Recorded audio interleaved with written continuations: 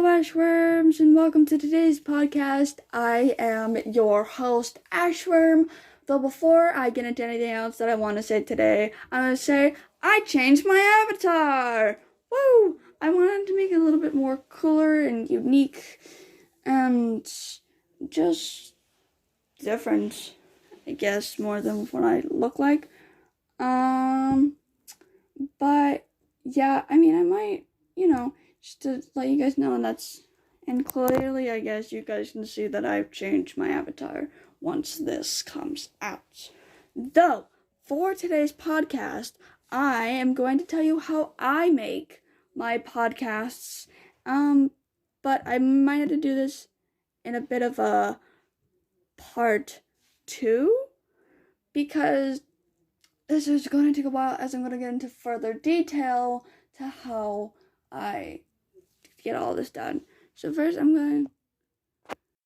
So the order I do things in is first, I plan on what I want to talk about. That will then determine the guest that I want on my podcast.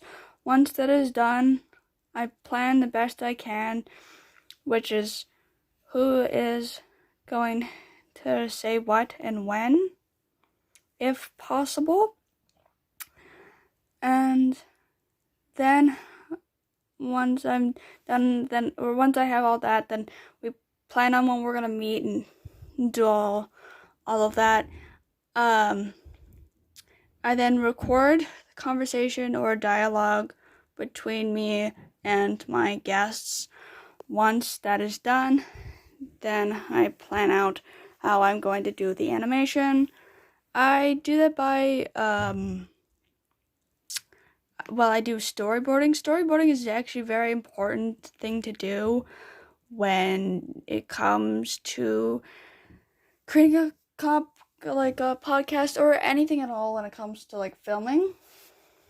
To do that, you basically you draw out, and it shows you what it's gonna look like, sort of visually, and just how you want to do things, and just have a good idea. Mainly, you would do that for any of the major or important scenes to what your, in this case, animation is gonna animate to, and where your drawings are gonna, where things are gonna end and start, and all of that. I also do it based off of, I play back the recordings that I have, and I listen to them, and then once I get that, and that helps me know what I'm going to draw. And once I figure all that out, I put the animation and I do all the drawings. Or if not, I could ask people, my guests, what they want their avatar to be. And before, actually, if I were to record, I will ask what they want to be called during the podcast. And then, if not, they can draw their characters themselves. But then that could be really into a wait time, and that could, push back whatever I probably had planned, and as I had to wait for them to finish their drawing and then send it in to me. But it's no problem, as it's all for fun, so there's no problem with that. In fact, that happened within my last podcast, and it worked out fine.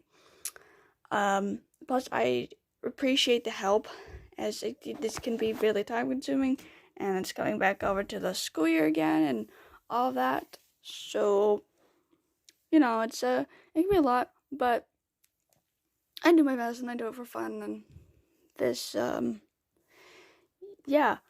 And so, once all of that's done, and I get all of the animation, and I know that it lines up with the audio, which that could be a bit tricky, for at least for me anyways, I then put it together, and I edit it, and I put the audio and the clips together. So when it comes to I'm going to list to you what things I use when creating my podcasts. So for planning, I use Google Docs, paper, or Samsung Notes. This is just how I plan out each and every podcast if I can. And these are just, notes that I use on the side. Then for the animation process, first I record using my recorder.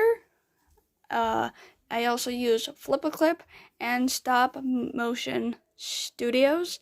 This is what I do to create the animations. Once I draw them, I use paper also for the animating process.